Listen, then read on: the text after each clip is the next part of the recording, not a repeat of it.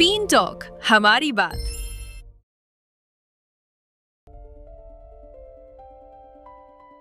Is it fair to say that, the revolutions, they welcomed women's sacrifice but resisted their equality? Women were expected to believe in the rights they would never access. This contradiction made the feminist philosophy. Well, I believe no silence is ever natural. It was engineered.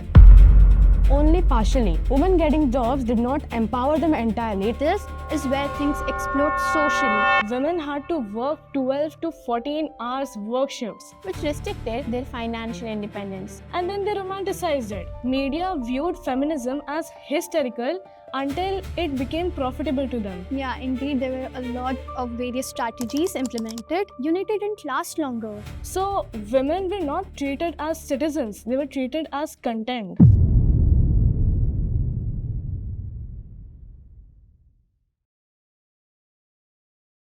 Welcome to the podcast. Nowadays, feminism is discussed everywhere. Yet, what feminism actually means differs from person to person. While many speak about it, very few truly understand how the idea of feminism has evolved over time. And that gap is exactly why we decided to create this series.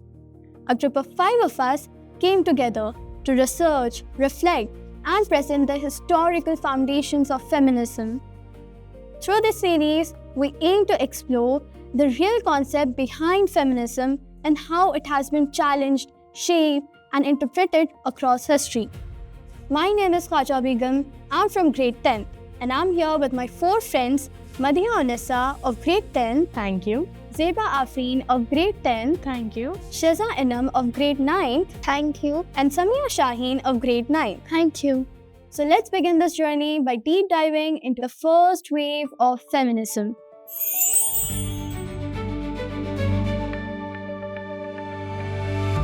When people hear the word feminism, they imagine the 1800s. But resistance existed long before that, right? Absolutely. For centuries, women were pushed back quietly and publicly against the social and legal restrictions. For example, in ancient Rome, women protested against the opium law, which restricted their financial independence. Women have filled the streets demanding the repeal. This happened around the 3rd century BCE. At that time, these weren't movements, these were movements. Then why didn't those moments turn into movements yet? Because power controls memory. At that time, women lacked of legal identity, institutional education, and access to public platforms. Without this, resistance couldn't organize, reproduce, or sustain itself, right? Yeah.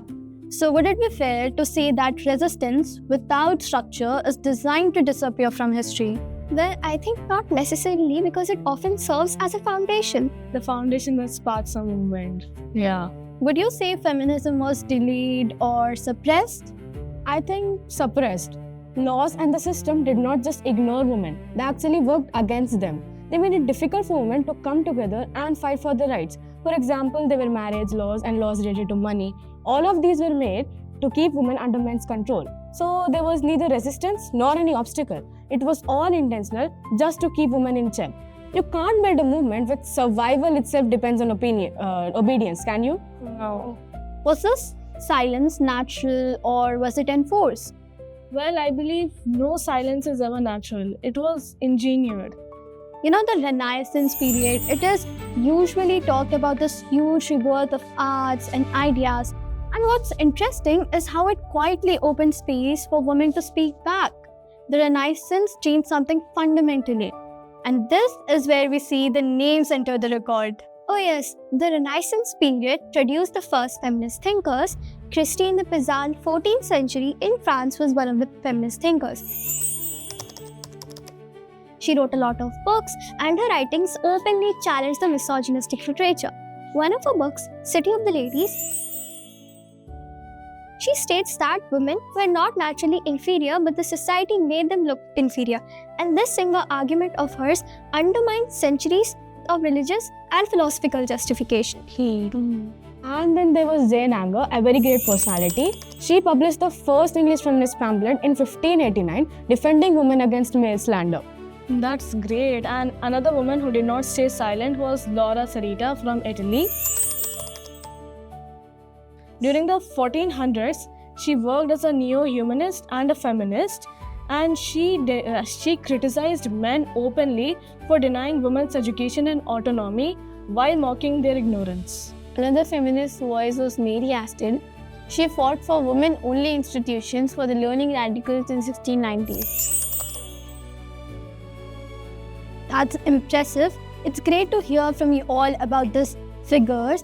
Now, with all these ideas, why didn't this turn into activism? Because ideas came before access. These women challenged ideology, but they still lacked political and economic leverage. So, would you agree that ideas challenge belief system, but movements require access to power? Yes, the movements require access to power to grow, to organize, and to create real change. And without power, ideas remain isolated and cannot develop into sustained movements. By this, I remember about Mary Wollstonecraft. She once said that I do not wish women to have power over men, but over themselves. And that thought struck my mind into thinking about the Enlightenment, liberty, equality, and natural rights. What was the hypocrisy here? The Enlightenment period claimed that all humans are born free and equal, but claimed the human as male. Isn't it funny? Women were expected to believe in the rights they would never access. So this contradiction made the feminist philosophy. And what was the role of Mary Wollstonecraft? Mary Wollstonecraft wrote The Vindication of Rights of Women in 1792, and that changed everything. She didn't argue that women are special or superior. She said that women are the rational beings. Her demand was simple: educate women and equality will follow.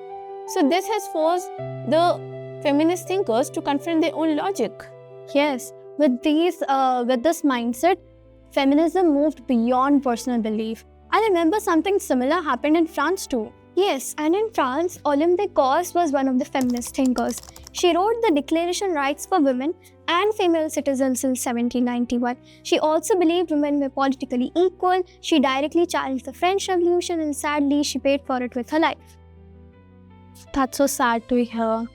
Is it fair to say that, the revolutions, they welcomed women's sacrifice but resisted their equality? Yes, because once power shifted, leadership remained male-dominant. And because leadership was male-dominant, the equality for women was postponed, limited, or denied. Something similar happened, what you said just now, the Industrial Revolution. This is where things explode socially. Seba, I remember you said something powerful earlier. Women were trusted to work, but not trusted with rights. Let's unpack that for a moment. Yeah, I have to mention this, that during those days, women had to work 12 to 14 hours work shifts. Isn't that crazy? Yes. And they did this while running operations, while running machines, while raising their children, while running household work. Yet, legally, they were dependents. And this revealed the lie that women are incapable. But they were not incapable, they were just being controlled by the society. Yeah, exactly. Imagine how difficult it must have been for the women to do the industrial work and as well as raise their children. So did this economic participation empower women or not? Only partially. Women getting jobs did not empower them entirely. It helped just a teeny tiny bit. And then they got jobs in factories and industries because they were less protected by the law and the labor was cheaper. And also they did not have a political voice, which is a very key important factor for empowerment. So what basically changed socially? I think urbanization, because women started to realize that their suffering is not personal, it was systemic.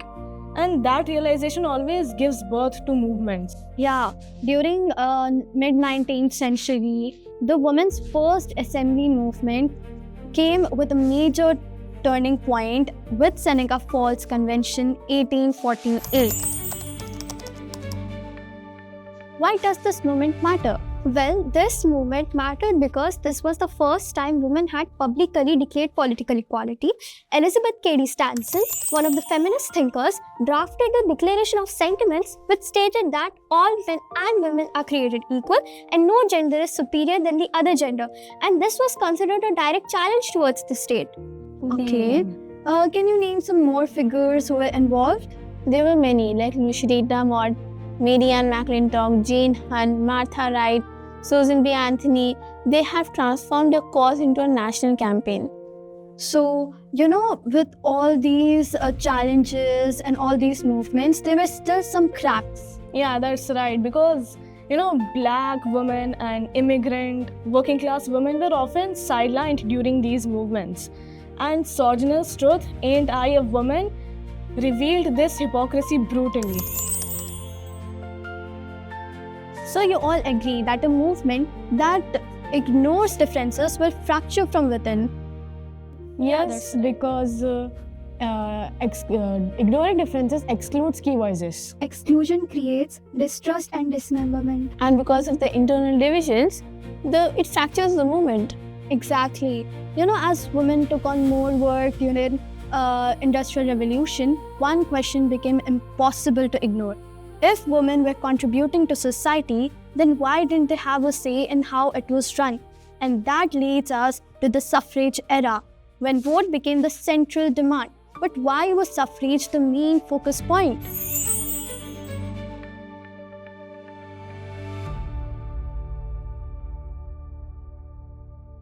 Because without political power, reforms could be reversed.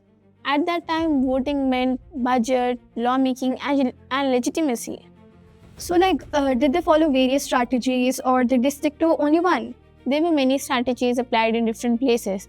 Like in US, there were legal lobbying, conventions, state-by-state campaigns. In UK, there were militant actions which was led by MLA Pankhurst, Women's Social and Union Political. And there were hunger strikes, imprisonment, protests, and a lot of things happening. Yeah, indeed, there were a lot of various strategies implemented. Unity didn't last longer. Yeah, that's right. I remember the 15th Amendment exposed these tensions. Because in that, I remember white suffragists argued that educated white women deserved more voting rights than black men. So are you guys understanding? They used racism as a strategy. Yes. Yeah. Do you also know about this 19th Amendment which was released in 1920? What really happened at that time? The white women gained the vote, but the black women in the South faced the Jim Crow laws. The Jim Crow laws were a set of rules that were implemented in the late 1800s to keep the black race and the white race separate. Let's keep in mind that these races were considered equal, but they were kept separate. So the black women in the South faced the Jim Crow laws, Native American women couldn't vote until 1924, Asian American women lacked the citizenship rights, and Latin women faced literacy tax and poll taxes. Yeah, there was quite a lot of challenges. So did the law change or power simply change hands? Black women and other working class women were still excluded in practice. And the power was only in the hands of white elites. And white women got a chance to vote, and that made a mark in the law. The system changed, but it did not redistribute power fundamentally among men and women. I totally agree with you guys. With all these movements, revolution, there was a bitter truth in the first wave, which involved politics, media, and many more. And the political support wasn't moral at all. Granting suffrages in Western states was a strategy which was created to strengthen white settler dominance in that particular area. The result? Women's rights were treated as a bargaining chip or a negotiation tool. And what about the media? Well, media viewed feminism as hysterical until it became profitable to them. And then they romanticized it. So women were not treated as citizens, they were treated as content. So what do you think the hardest truth of a first wave was? Feminism supported the suffrages, but the southern politicians believed that if they support the white suffrages, they might get more votes. So this wasn't liberation, this was weaponized equality. Yeah, if history forces you to learn a lesson from the first wave, what should we carry forward and what should we never repeat? For me, it would definitely be challenging laws and institutions directly. Because women, they challenged the law, even though they did not get what they wanted, they challenged, they kept asking for the rights. So I think that would stay with me forever. And we should never center the privileged voices. And for me, the one lesson that we should not carry forward is that never trade inclusion for trust or convenience. Yeah, that's right. And for me, it would be that we should always raise our voices whenever we are going through something. Because the first wave of feminism would not even begin if these women did not raise their voice. Yeah. And by this, we come to an end of the podcast. Feminism mattered. It challenged laws, tradition, and silence. But freedom without inclusion is just powerfully arranged. Understanding this doesn't weaken feminism. It prepares us to do better in the future. This is the conversation history demands. And understanding history is not about taking side. It's about recognizing how power operates, who it serves. Only by examining the past honestly, we can move forward to a more inclusive future. That's the conversation we had today. Stay tuned for our next episode. Till then, keep thinking, keep questioning. KB here, signing off.